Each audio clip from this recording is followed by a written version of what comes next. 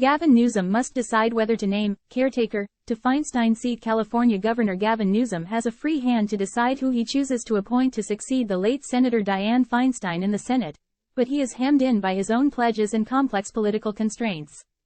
Time equals 400 Ms. greater than Feinstein, who died at 90, has been a force in California politics and her hometown of San Francisco for decades. Now it is up to Newsom to decide who will succeed her until an election will be held in November 2024. He has already been direct about who he will designate: a black woman.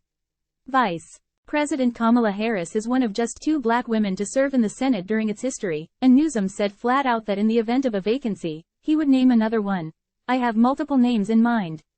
We have multiple names in mind, and the answer is yes," he told MSNBC host Joy Reid in March, when asked if he would nominate a black woman.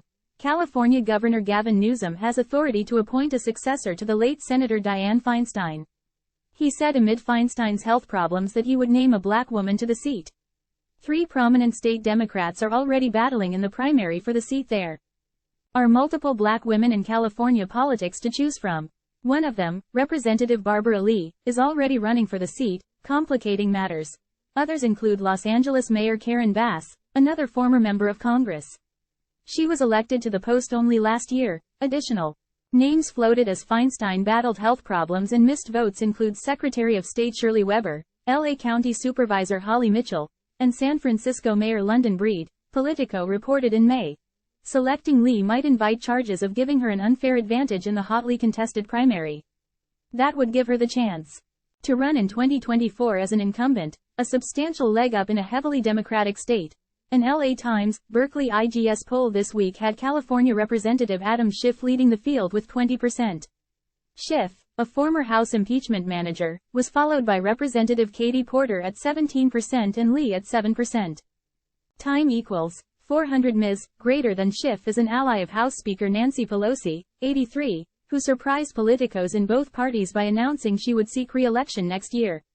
She currently carries the title Speaker Emerita, but continues to hold sway in her party and is an effective fundraiser. The longtime Democratic senator had suffered from health issues in the past year, including a case of shingles that kept her away from the Senate for a month.